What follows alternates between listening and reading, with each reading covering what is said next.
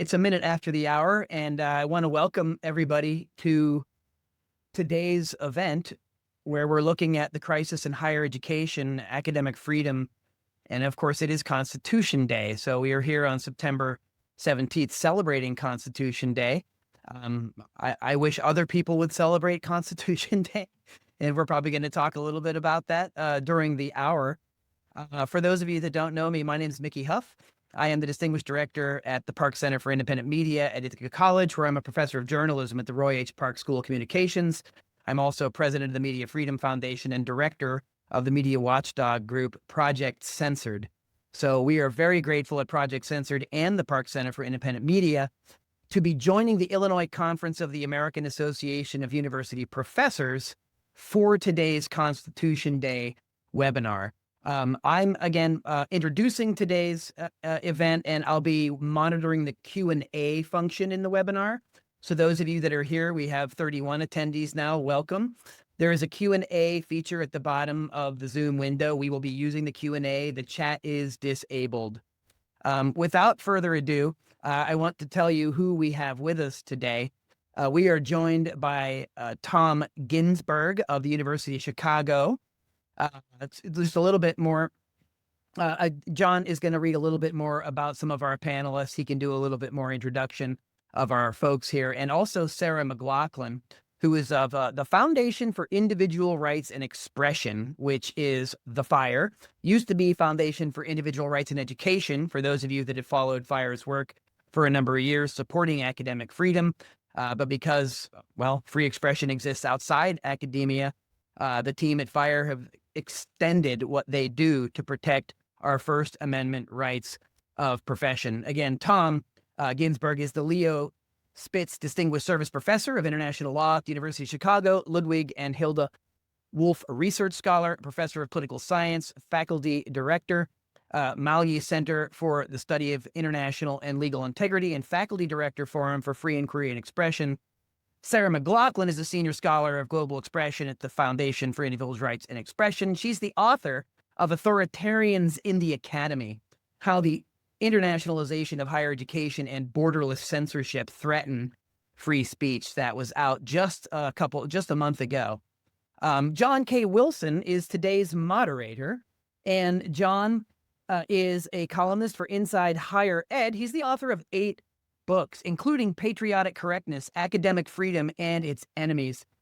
And again, this event is being sponsored by Project Censored, Park Center for Independent Media, and as I mentioned earlier, the Illinois Conference of the American Association of the University Professors. It is a Constitution Day webinar. I wanted to kick things off very briefly by reading a passage that arguably could have been written yesterday, and it goes back to 1894. It's the report of the Board of Regents Investigating Committee from the University of Wisconsin Board of Regents. It was published 131 years ago tomorrow. John Wilson and I were doing the math before the webinar started, and he maths better than I.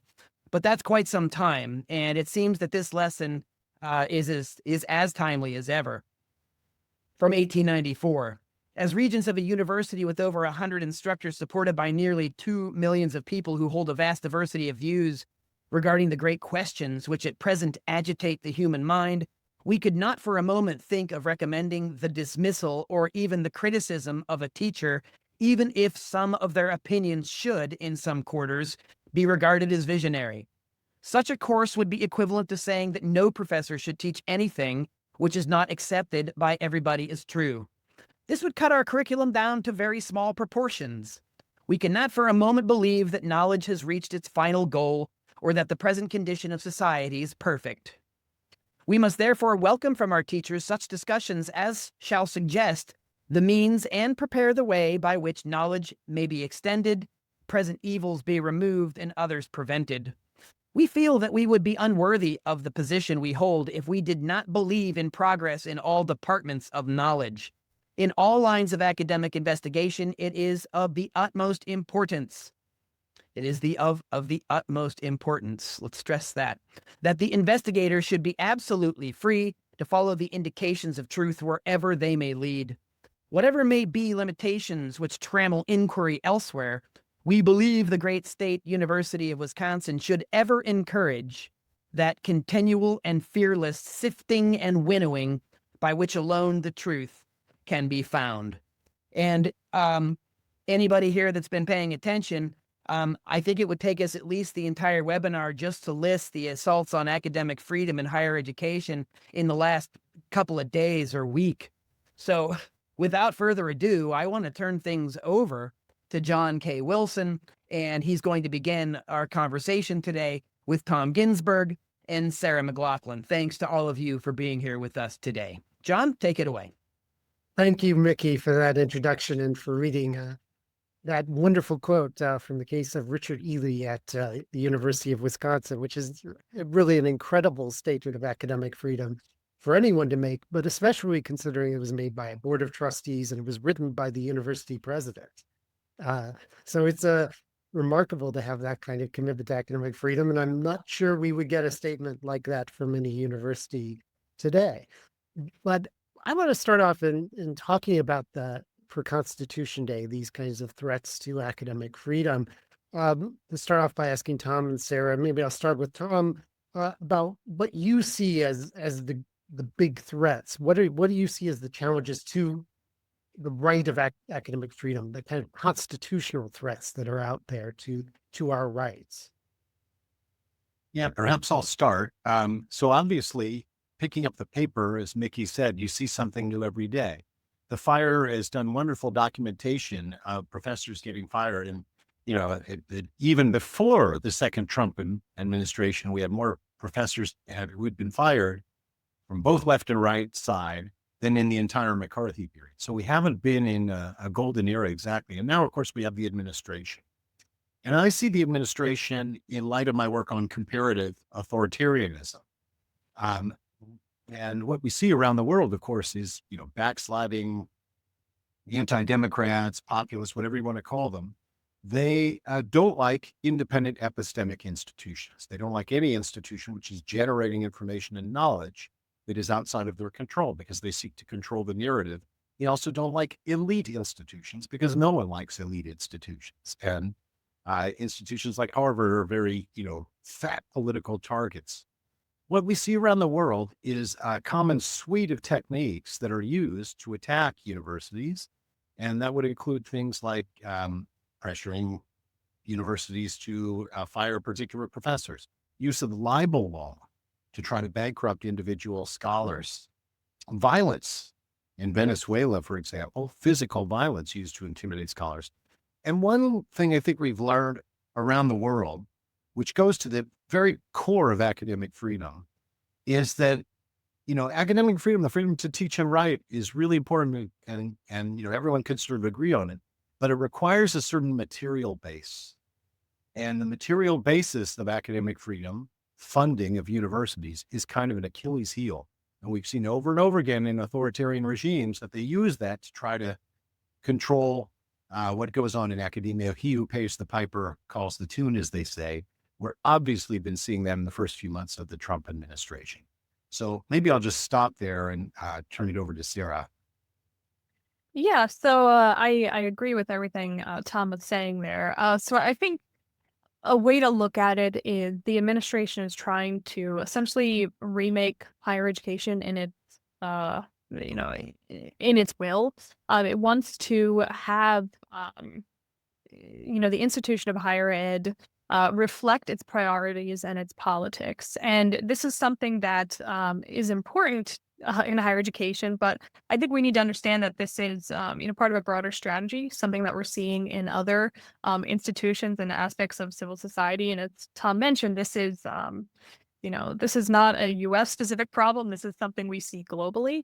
But we're seeing this in the media. Lawsuits intended to force media outlets to take down or change coverage to make it more suitable to the president. CBS making them pay bribes. It's interesting the extent to which funding and monetary concerns are being used as an attack across every institution. But if we want to talk specifically about the higher education issue here, so I read a lot about concerns about foreign authoritarianism on campus and the relationship that um, foreign governments, specifically China, the Gulf states, how their involvement in higher education, especially with funding, help ease the way for those governments to either force direct censorship or promote self-censorship on the part of universities and their community members in a way that's more favorable to those governments. And so I've been disturbed to see some of those same tactics here in the US in the past 8 months or so. And especially, I've been troubled by what's been happening to international students who I think have long been a target of foreign authoritarianism, and now, don't have anywhere to look to protect their rights here in the United States because they don't have a friend in the U.S. government and they don't have a friend in their home governments. So that to me has been one of the most disturbing parts of the past few months, the way that we are hacking away at the status of the United States as kind of a space for dissidents from around the world to speak freely. And I don't know how much that's possible at this point. Thanks for those responses. I'm curious to know, one of the things that's obviously a little unique about the United States is this, not unique about the United States, but this idea of having a constitution and these constitutional rights that you don't always find, certainly in authoritarian regimes, or if they exist on paper rather than in reality. And so for Constitution Day, I guess the question is there, are there going to be these protections upheld for academic freedom and for freedom of expression based on these constitutional rights? Tom, do you think this is being upheld? Are these rights being defended by courts and by the Supreme Court in particular? Well, from my point of view, as somebody who does comparative work, what's unique about the United States is how thin our academic freedom rights are. So most constitutions, not most, but about 40% of constitutions around the world today have some sort of designated distinct right of academic freedom as distinct from freedom of expression. And that's not true in the United States for historical reasons. They didn't really think much about it in 1787. And so in the United States, rather distinctly, our entire edifice of academic freedom in a constitutional sense is kind of piggybacks on the First Amendment, and it's not necessarily a good fit because, as scholars have told us, free speech is different than academic freedom.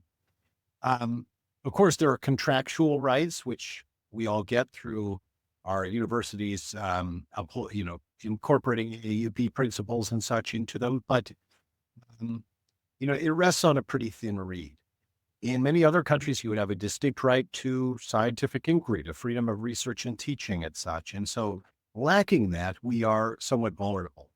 Now, it is true that the Supreme Court and more particularly lower courts have held up rights to academic freedom, restrictions on the state's ability to police or punish professors on the basis of their speech. That applies, of course, only to public universities. There are no such rights for people in private universities except by contract. And that means that in some sense, people in private universities are more vulnerable because the same way we've seen the administration bully law firms, bully the media outlets that Sarah was referring to, they can also go to private universities and say, well, you want this federal funding, you better fire X or Y professor. And of course, that's a grave violation of academic freedom. Will the universities, stand up? They don't have necessarily strong constitutional basis to do so. So it's a long way of saying that our rights are too thin and they rest on too thin a reed, and they're highly based really in a set of norms that developed with the American Association of University Professors, which is co-sponsoring this event, very important organization. But the First Amendment basis is relatively thin. And of course, it also depends on going to court and winning a lawsuit. And what we've seen over and over again with the administration, particularly in the sort of extortionate settlements that they've gotten from a few universities, is the administration perfectly willing to do something patently illegal. The university's in a position where, are they going to go through court and fight it out, or are they going to give in? That means that in practical material terms, our academic freedom rests on a pretty thin reed. So I know Fire has been involved in a lot of lawsuits about the using the First Amendment. Do you think it's a thin reed? Do you think it's a weak justification at times for our rights? Well, I'm not sure it's even the best question to ask at the moment, because I do think that um the First Amendment is strong. There are obviously good questions to ask about whether it's the best avenue to protect academic freedom, but I think the more important question right now is, um, are people willing to defend and stand up for their constitutional rights? I think Tom was getting to that, but the issue may not be whether or not people win or lose in court. The issue may be whether they go to court in the first place, which at this point is, I think, my bigger concern. We've had a lot of praise for Harvard University, and the reason why what Harvard is doing is so laudable is because Harvard is one of the only institutions that's been willing to actually stand up and defend itself right now and defend its First Amendment rights in courts. Because, obviously, Harvard is private, but Harvard has its own First Amendment rights as a private institution. So, uh, you know, it's a difficult question to say, will someone always win a First Amendment case? But I know they'll definitely lose a First Amendment case that they never make in the first place. So that's my bigger concern. Not that we'll be losing these cases and setting bad precedent in court, but that will be setting a worse precedent of institutions choosing to give in to what it's ultimately extortion. I think one of my colleagues was using the phrase the extortion industrial complex to refer to what's going on right now. So, is there an important question about the Constitution? Of course, and it is Constitution Day. But perhaps the more important question may be, do people have the spines to stand up and say, these are my rights, and I'm willing to go through a little bit of pain and suffering to go to the mat to defend them? And I'm more worried about that than the rights itself at the moment. Yeah, and I think it's notable that Harvard was willing to compromise with the government. The only reason why they fought them was because the demands of the government were so extraordinary in repressing There were free some expression. shocking things in there. I mean, I obviously it's hard to say what was most shocking of them all, but I was especially disturbed by the DHS demand that they hand over. I think it was 5 years of any recordings or evidence they had of international students' protest activity. And this is the argument we've been trying to make to people for a while now about this issue. I think those international students' rights matter for the first place, but B, attacks on international students' rights, on immigrants' speech rights, they're also going to include citizen speech too. Because people who are citizens, they're going to be swept up in that surveillance and that kind of censorship. So, this is not just about the attacks on Harvard, the attacks on its students. It's also about the attacks on everyone else who's going to be swept into this, who may not even realize it. And you mentioned that one of the things you're concerned about is, are people willing to defend constitutional rights and defend academic freedom? And of course, we've seen throughout the history of academic freedom that there's always a tendency to sacrifice academic freedom and free expression during times of turmoil, during times of when people are particularly horrified by what someone might say about some tragic situation, which we saw. See where we're going here. Yes, and of course, it's been 1 week since the assassination of Charlie Kirk, which was a horrific event that has shocked so many people. And one of the responses to that has been for politicians and pundits to call for the repression of academic freedom, for the firing of professors, which has already happened on really a shocking scale. And so I wonder, and maybe I'll start with Tom, and what do you see as the reaction to the Charlie Kirk murder and the efforts to kind of suppress speech, and is there a constitutional right to say horrible things about a person who has been murdered? Yeah.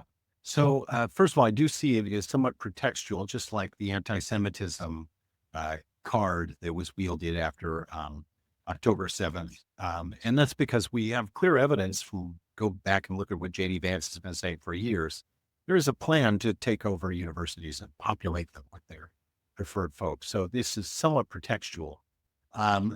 Kirk himself is a kind of interesting story in the sense that he represents an effort by a group with no affiliation with universities to influence it from outside, right? That's what Turning Point USA was.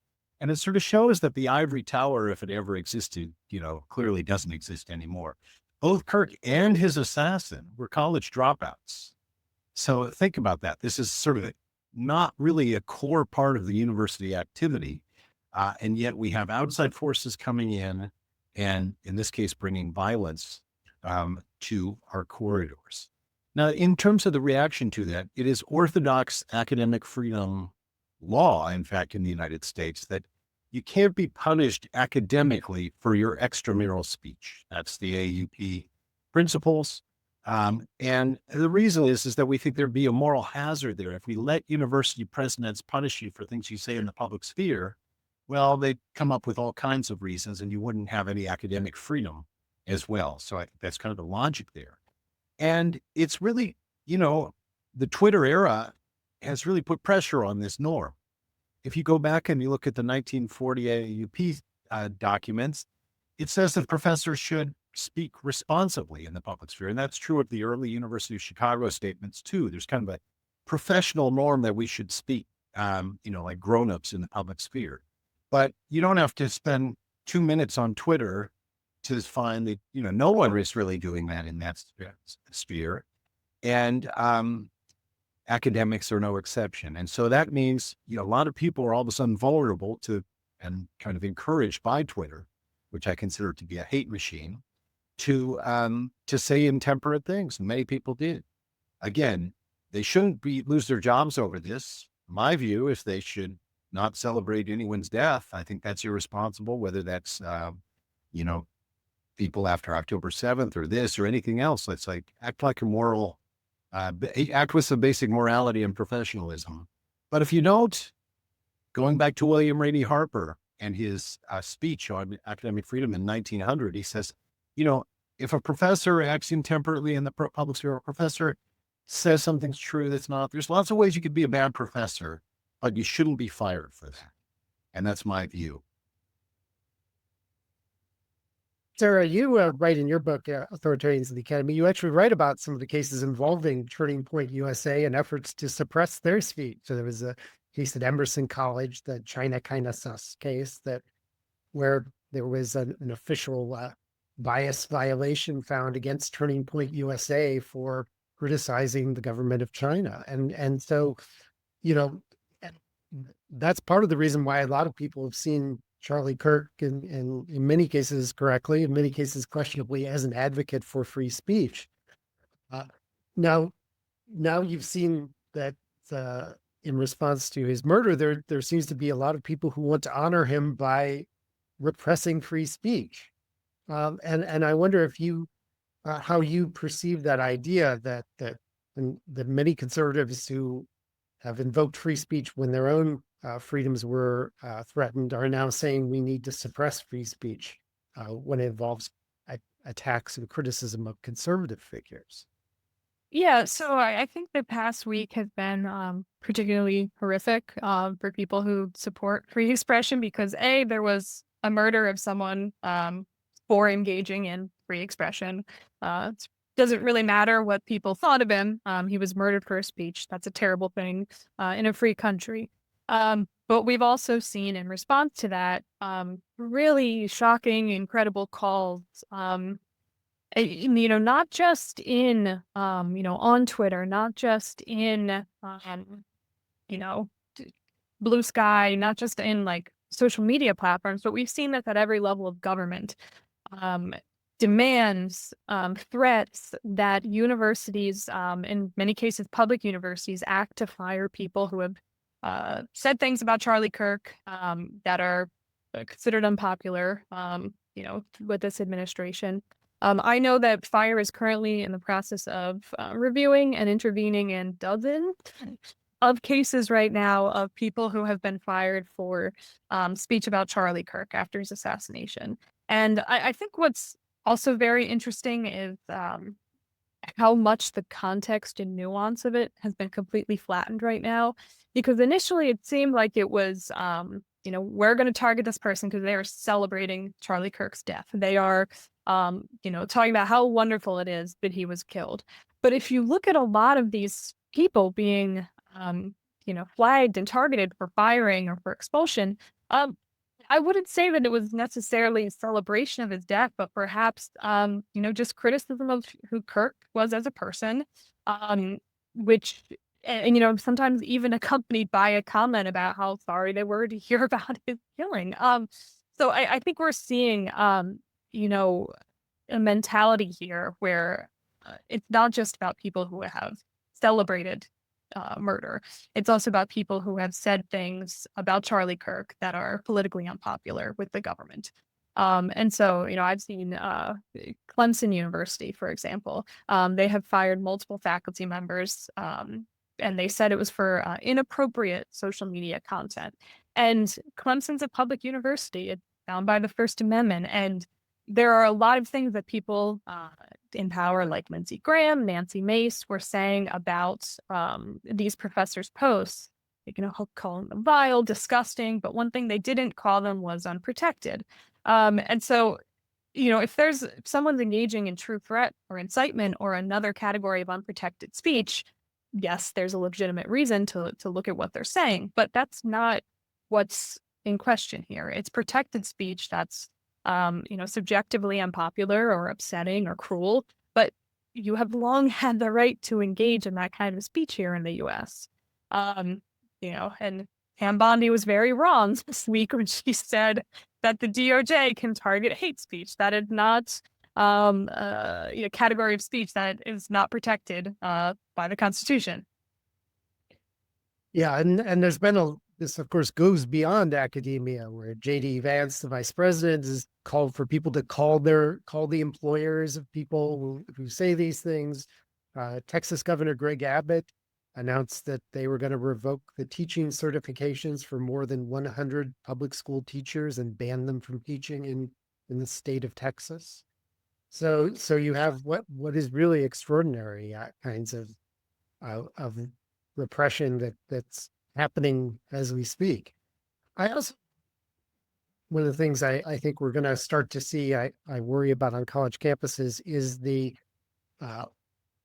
what's often happened in the past of safety becoming an excuse for violating free speech and for trying to restrict it. And I worry we're going to see safety become the new excuse that's very common for banning protests, for banning speakers out in public areas, for requiring very expensive and high levels of security for controversial speakers, which I know has been a big concern that FIRE has had. Sarah, do you think that we're going to see more of kind of safetyism becoming the excuse for banning professors as well as trying to restrict free speech on college campuses? I think that's definitely a risk. I think, as you mentioned, the security fees, we saw that, 10 years ago when it was Milo Yiannopoulos or Ben Shapiro coming to campus. I expect to see much more of that in the future. And it's essentially going to give, or I think we might see administrators try to use what happened as an excuse to essentially, put a bill on controversial or unpopular speech. And I wouldn't even expect this to hit one specific political viewpoint either. I think this could be, a lot of different views that, because they are unpopular or there have been complaints about it on social media, universities will say, you have to pay a $15,000 security bill that your student group obviously can't afford, because you might have people want to come to the campus and commit acts of violence. So that's definitely something I'm concerned by. And I believe we've even seen cases where, professors have been told they can't come to campus when they're under investigation because there's a social media backlash that might bring violence to campus. And that's been in years past. So I do think that's absolutely something we're going to need to keep an eye out for in the future going forward. But public universities cannot put a price tag on speech just because it's controversial. Yeah, and I should note I've been an expert witness for FIRE in the in the case of Stephen Kirshner at SUNY Fredonia, who's been banned from campus for several years because he received, not because he did anything wrong or was found guilty of any misconduct, but simply because he received some threats over his controversial speech. Fairly modest threats by today's standards, actually. So it really does raise those kind of things. I also want to ask Tom about this, because you're the faculty director of the Forum for Free Inquiry and Expression at the University of Chicago. How can universities, what can they do to promote free speech and free expression in terms of trying to address this desire to censor and the desire to silence people's critics? What can universities do to try and rebuild a culture of free speech on college campuses? Yes, it's a great question. And just on the point about safetyism, it's of course important to note that that's something that's been going on campuses for 10 or 15 years. The fire, of course, has been very consistent in calling it out, whether it was coming from the left, as it has been, or now the right, which is, use that tool. And I will say I'm sort of surprised, honestly, at how quickly how repressive, essentially, the political right has become. I mean, maybe it's when you appoint people like Pam Bondi. It's hard to even know what law school she graduated from with her knowledge of the First Amendment. But theirs was the party of free speech a decade ago, and now obviously it's not. So that's interesting how quickly that has shifted. What can we do? Well, you would be surprised at how many undergraduates come in without any basic exposure to the fundamental arguments about free speech that are found in the Constitution, that are in discussion, the discourse of the First Amendment, and are actually also embodied in the Chicago principles and ideas about academic freedom. And the basic structure of that argument is, of course, not all speech is good. Of course, we have good speech and bad speech. We want to encourage the good speech and discourage the bad speech. But when you give someone the power to be the policeman over that, that power can be abused. And so who's going to make the call? And that is, of course, First Amendment thinking. It's also Chicago principles thinking. It's why we, although we encourage civility, don't let concerns about civility shut down real discussion of ideas. I think we need to orient everybody to those basic, theories. We also have to orient people to how important challenges to making academic progress on this. You don't get a cure for cancer if everyone thinks that, they have to, whatever it is, buy things from Trump's company or, don't want to offend someone with challenging an idea. The culture, the way we talk about it here at the University of Chicago, is like, if John, you challenge me on my ideas, you're giving me a gift because you're improving those ideas. And so a lot of this is cultural, and we have to orient students to it. That's what we try to do here. We also have to give them structures in which to practice this stuff. It doesn't come naturally. Today's students have been raised entirely in the social media era with all the polarization and poison that creates. And they're not going to give up their phones. I get that. But we should give them the experience of being able to talk with someone they disagree with about serious ideas and to treasure what that can do. I just want to make a point to echoing something Sarah said earlier. This is especially important for our international students. Many of whom grow up in cultures which are highly repressive and political regimes where you certainly can't express yourself. And, we know what that does ultimately to the soul, right? If you're not able to express basic views. So I think, and of course I'm a scholar of, the rest of the world, that we have a special duty towards those students to really give them these arguments. The Americans might be able to pick it up, through osmosis, but not our foreign students. So I would like to see much bigger efforts across all universities to really inculcate these values and to give students opportunity to practice them. That's not free. It's costly. And we've got to spend resources to make that happen. And Sarah, what do you think? I know FIRE has done a lot of efforts on this. What do you think can be done in terms of promoting free expression, aside from people inviting you to come speak on their campus about your book, Authoritarians in the Academy? What do you think are some subtle promo? That was not, I am not subtle, as you will know.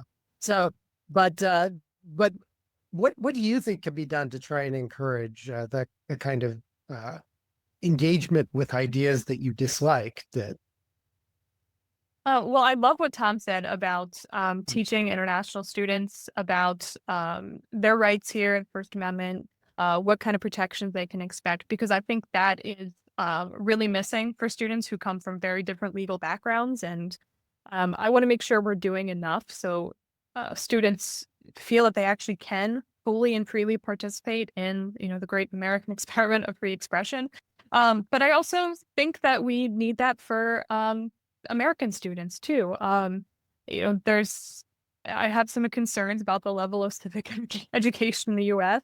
And not even just of young people. I think in general, there has been a decline in Americans' understanding of what their rights are, why those rights matter.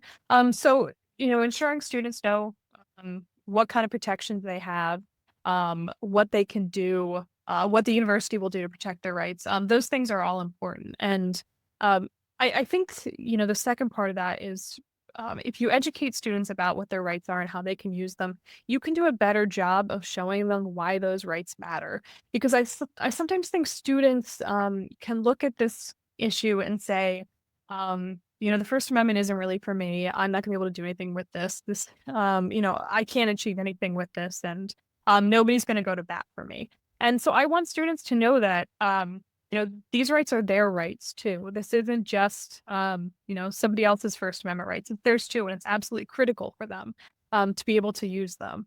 And sort of in a similar vein, I think an important thing universities can do is make sure that their speech policies are viewpoint neutral. I think this could save them a lot of trouble in a lot of different ways. If they make very clear that they're not going to start picking and choosing what kind of speech is allowed and what kind of speech isn't, outside of, bounds of the First Amendment or, clear viewpoint neutral policies that are laid out. Because once you open that door, which I think we have seen a lot in the past couple of years, people will really try to ram it open much further. And so you will have, a lot of efforts to demand that universities start having different policies limiting different kinds of political speech because, if you might limit this kind of speech, you should limit this kind of speech as well. And then it just becomes a free-for-all. So ensuring students know that they're not going to be censored by their university is a really important way to start, I think. I want to encourage everybody who's listening to write questions in the Q&A if you have any that you want to make for us. And I also want to invite Mickey Huff to join us, and if he has any questions to ask to participate in this conversation. Mickey, do you want to say anything, ask anything? Yeah, I've been listening. There's so much really useful and good and important information and perspectives here. So I want to thank you, John and Sarah and Tom, for being here with us today and all of our attendees. One of the things that came to mind is sort of the teaching component of it. A couple of the books that I've worked on with folks. One is United States of Distraction, that looks at how we become a hyper-partisan and polarized mediated society, which is really significant and important to understand. The other is I did another book called Let's Agree to Disagree on critical media literacy as it applies to conflict management and constructive communication. And The Media and Me, which you'll see in the back here, is a media literacy book we wrote for young people. We need to start teaching critical media literacy at a younger age, because it introduces all of the kind of ideas that you're all talking about are all part of that kind of curriculum and pedagogy, an approach to critical pedagogy that encourages independent thought and questioning, not just seeking the right answer and then stomping people out who have another view of it. So I really think that education is, ironically, when we're seeing these attacks, it's not just the attack on higher education. The Trump administration has an attack on the entire knowledge industry, from publishing to the news, even corporate media, which is capitulating, I was going to say left and right, but I should say center neoliberal to right. In other words, the media is basically just going along with what's happening and capitulating. So it's not just higher ed, even though we have more than a dozen states already where we've now seen people being fired, at least a dozen, just in the last week. I think that we really need to focus too on the antidotes and solutions to this, which I think is critical media literacy education, teaching it at a younger age, and then modeling that. I have the pleasure of teaching a first-year experience class right now, where that's exactly what we're talking about. But we're giving students the tools or the lenses through which they can talk about these complicated issues or these very difficult ones. And I'm actually very heartened to see that a lot of my students they're not in favor of censorship.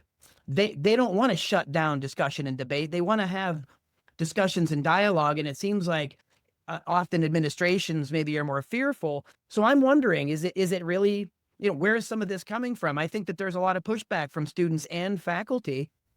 Sarah and Tom, where do you maybe see this, and where do you see students playing a role in really pushing back against another cancel culture moment? Oh, well, I definitely think that administrators are probably more on the conflict avoidance side. In my experience working with fire, for a decade or so, there is a serious fear of being the next target of 10,000 tweets demanding you do something. And so I think, that desire to avoid a PR disaster, especially as universities become more corporate institutions, more brand-led institutions, their desire is going to be more to protect the university's brand. And usually controversial speech is not very good for a brand, whether it's a university or the NBA or, a restaurant. It doesn't matter. So I think, that desire is going to lead them to be more hesitant perhaps to get into these kinds of things where, it might not even necessarily be students who want that, but it might be more that there's this hesitance on the part of the university itself. Tom, you want to address that? We have a few questions from the audience, but I wanted to get your response first, please. No, but I'm kind of perhaps a romantic. I think everyone, everyone wants to live in a democracy. I work in a lot of dictatorships. People want freedom. They want to express themselves. They know they're self-censoring, and they don't really enjoy it. They just don't know what to do. It's a bit of a collective action problem. So I think we can, as you were saying, Mickey, as sort of work with these basic sort of fundamental desires that people have, and just with good structure can get them talking. The other thing I'll just say, we're a bit lucky and maybe distinct at the University of Chicago because we have this kind of brand, if you will, for 130 years have really carried water on free expression. And so I think we get students who want to do that. And that's not true everywhere. And so I spend a lot of time thinking about how we can sort of spread a culture, learning about how fun it is to debate and argue in a structured way. So I want to share some questions from our audience. Again, thanks to everybody for attending. We really appreciate you being here, and we want to try to respect time by bringing you into the conversation. The Fifth Circuit Court of Appeals has come up with a term coined government speech, while used by conservative journalists to curb speech with local, state, and federal government. How can this reinterpretation of the First Amendment affect public universities? Well, let me just mention quickly. I think that this is the idea that, well, the government is paying for this public university and even in private universities. So they, the piper gets to call the tune. They get to control the curriculum. They get to decide these things.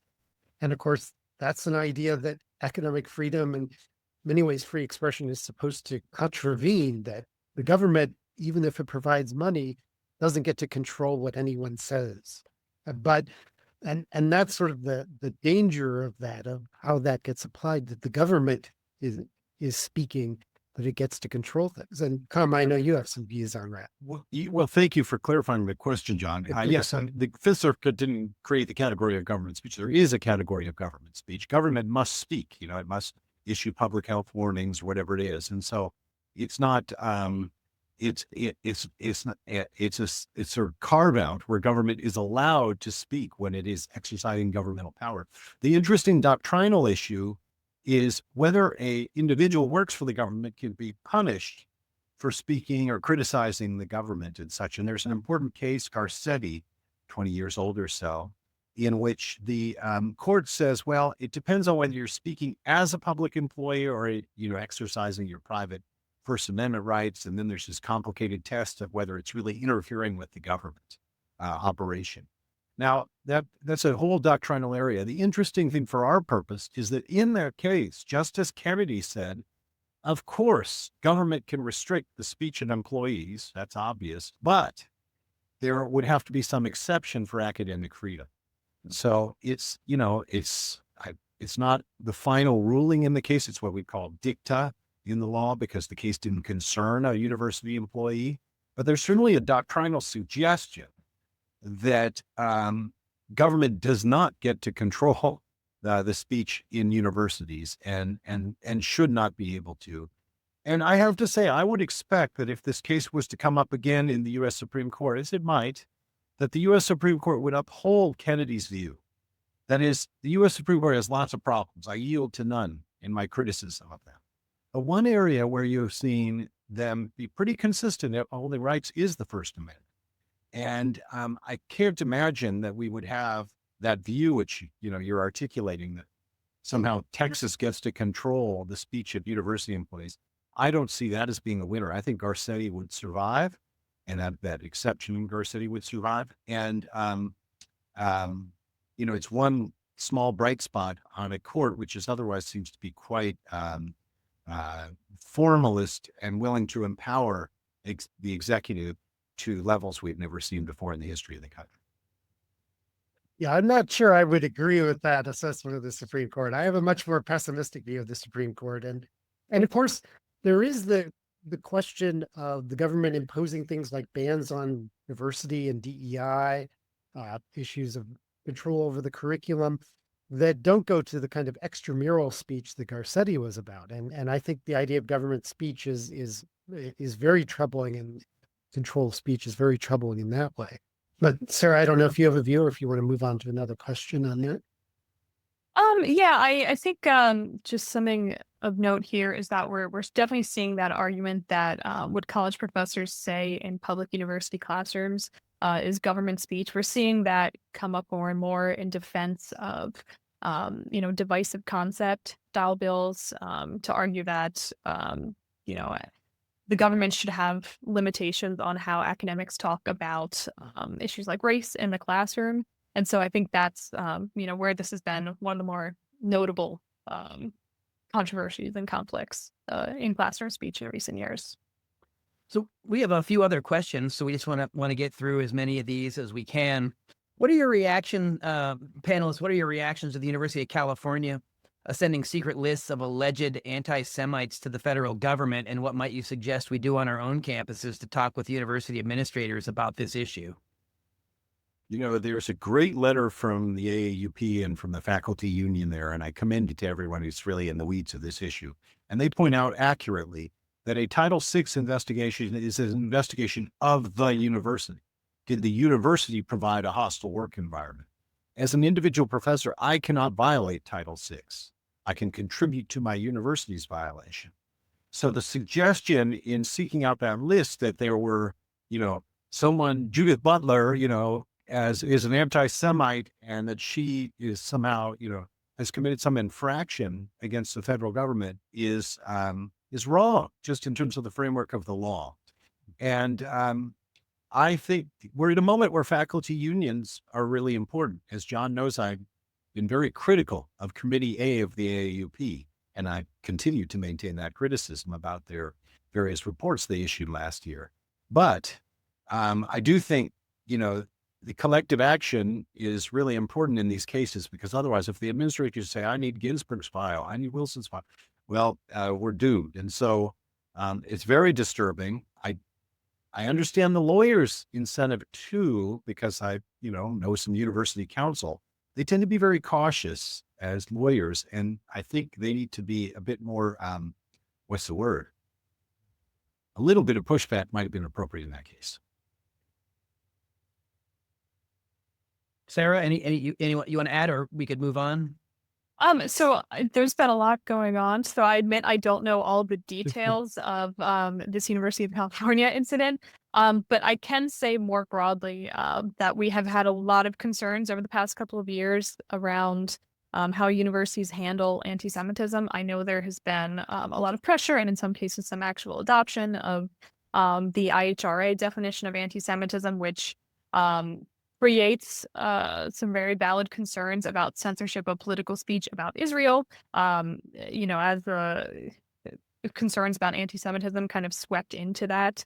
More broadly, I do have this clear concerns about how universities themselves and how the Trump administration, are handling this question of anti-Semitism on campus. And if you tell me there's secret lists, I don't want to know more about that.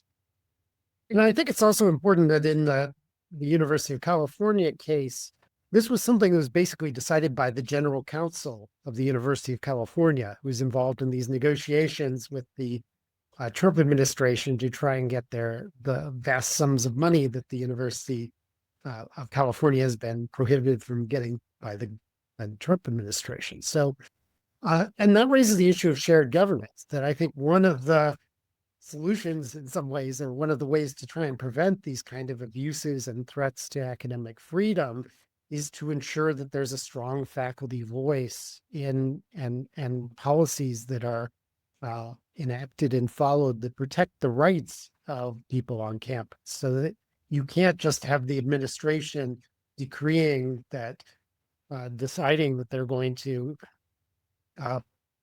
obey the government without having a process by which there is faculty involvement, and as well as the involvement, I think, of students and staff who can be allowed at least to speak out against these decisions before they're made, so that you don't just have decrees being made by this.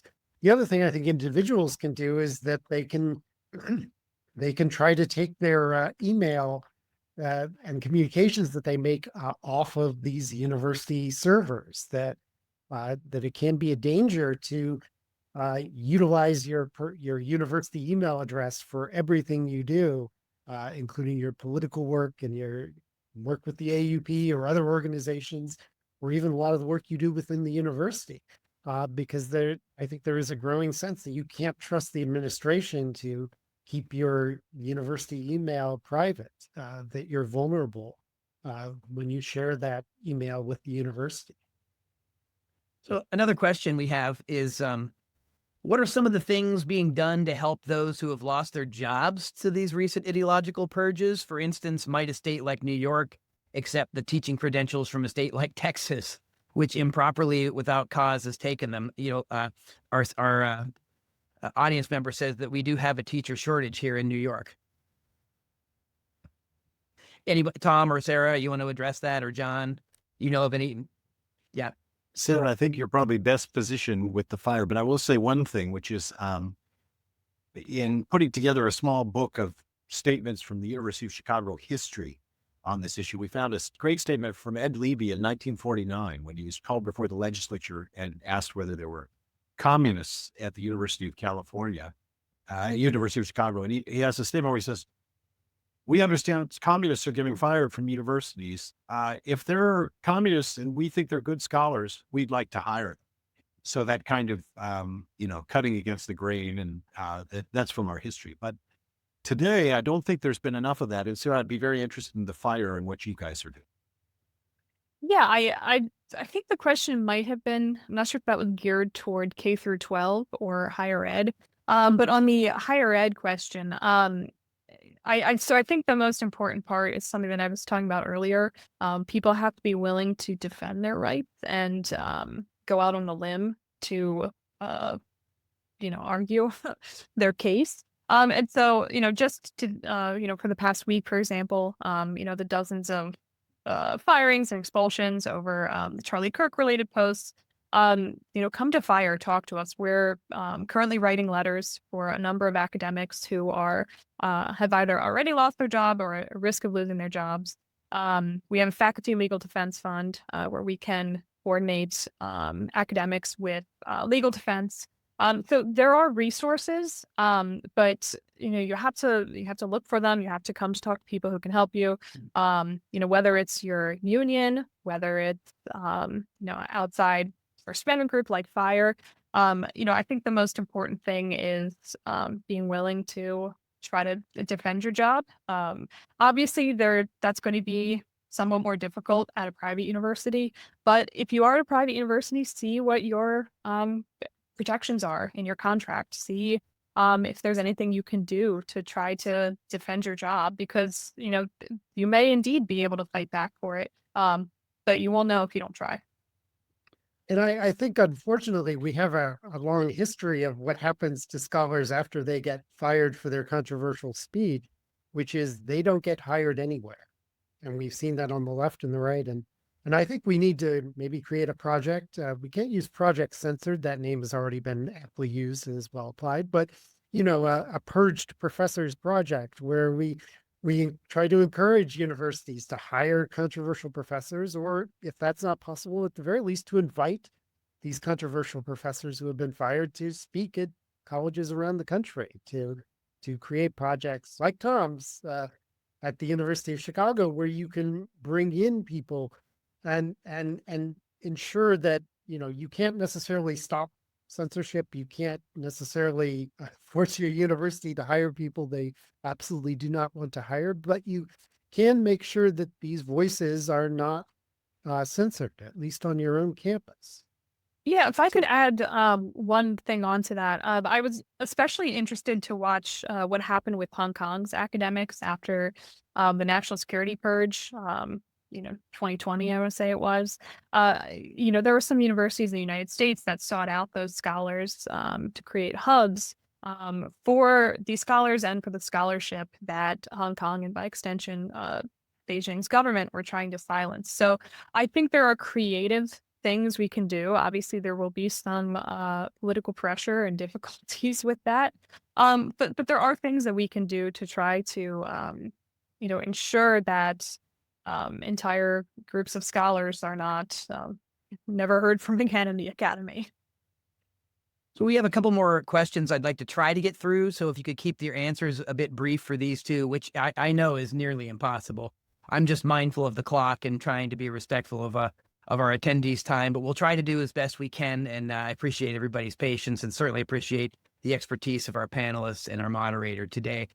This is a question from a student. What do you think the administration's response to the assassination of Melissa Hortman in Minnesota and how it compares to the response to the Kirk killing? I keep hearing an old George Carlin line in my head about let's not have a double standard here. One standard will do just fine. But Tom and Sarah, maybe you can chime in on that. Well, just very quickly, obviously, it's a double standard. There's empirical data on this. The Cato Institute has data on violence, political violence, and obviously we're in a horrible time. There's political violence from the left and the right, and also just alienated people who it's hard to classify Islamist violence. And it's simply wrong to say that the left is more violent than the right. So it's pretty obviously being used, exploited for political ends. Yeah, it's completely skewed. It's far more by the right. Even the FBI's own statistics clearly had showed that. Sarah, do you want to weigh in? Yeah, I don't really have too much to add on there. It's, it's either way. Yeah, that's okay. So I'm going to combine two of these, and then we have a great one to end on. Anything about what can faculty senates do to protect academic freedom? And this question specifically looks at so-called red states. But it's a question about what can faculty senates do, especially since faculty senates are being dismantled in some places. And the other that I think is connected to that is, do you know any examples of institutional leaders that have issued statements and lived up to them that are willing to defend everyone's free speech and academic freedom? Sarah or Tom? Very quickly, faculty senates, they just differ in terms of what they are in different institutions. I don't know that I can answer generally. At some institutions, faculty senate is not a great defender of academic freedom. It's more of a talk shop and such. My organization is outside that structure, and we facilitate a lot of discussion that's just part of the campus life.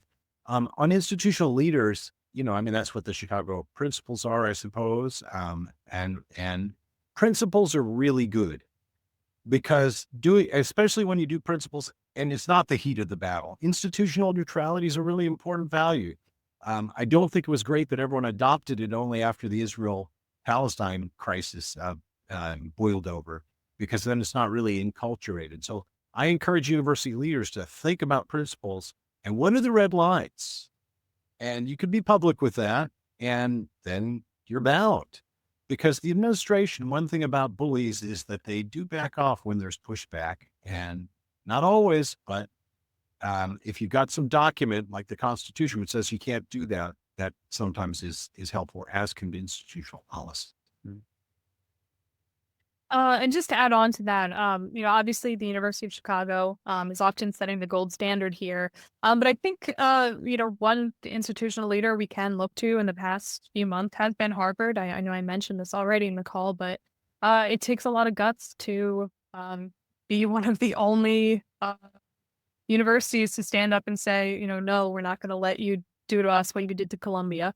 So, for all its flaws, I think, Harvard is one to look to in this moment for being willing to defend its rights. And I think the key there is when you defend your own rights, you also defend the rights of others too. And so, it's important that Harvard is doing this because some universities need to stand up and defend the rights of universities as a whole. This is the last question, and I think a good one to end on. And it riffs a little bit on what I was saying 15 minutes ago about teaching and critical media literacy and sort of creating spaces and modeling constructive dialogue, not just ruses or baiting, right, under the guise of free speech. And let's not forget, too, that Kirk was a devotee of people like David Horowitz, and that's another entire seminar, so we'll leave that go for now.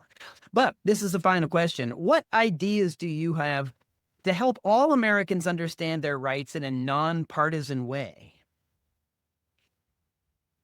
Sarah or Tom? Rights are nonpartisan. I mean, we've got to talk about it, and it'd be nice to see, what I'd like to see is more joint statements, more joint action. Senators from the left and right side getting together, and maybe, some big initiative on civic education. But, it's a pretty bad out there right now. And the old adage that I want free speech for me and not thee has never been truer, I think, in American history. So we've got a lot of work to do, and it's a great question.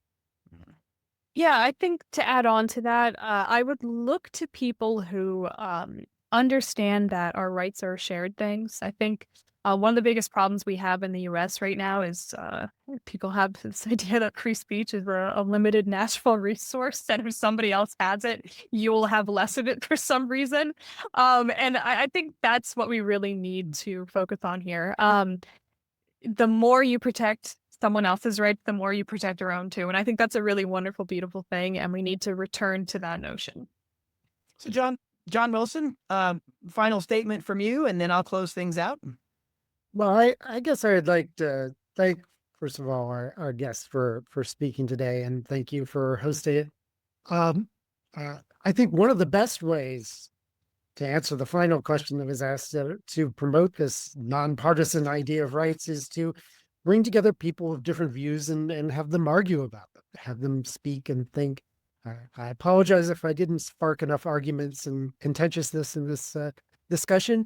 But I really appreciate the expertise that our guests brought to this. And I think it's important to have these kind of discussions, to have these kinds of institutions like University of Chicago's Forum on Free Speech and Free Inquiry and Expression, as well as institutions like Project Censored that really bring together people and try to help them think about these things by exposing them to views that they don't always hear about and they don't always agree with.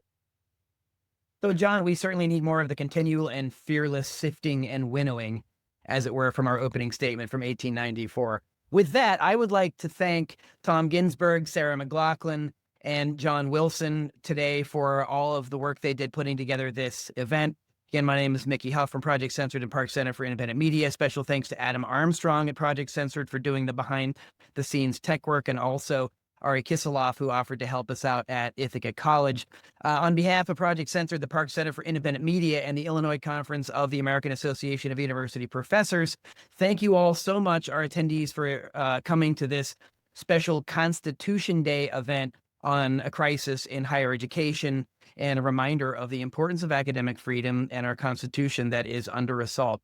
So thank you, everybody. If you're interested in finding out more information about this or would like to see a recording of this later, you can come back to projectcensored.org and we will have it available there. So again, thank you all very much, especially to our wonderful panelists, and thanks to John for moderating. I hope you all have a great rest of Constitution Day, and let's try to make Constitution Day every day. Thanks so much, everybody.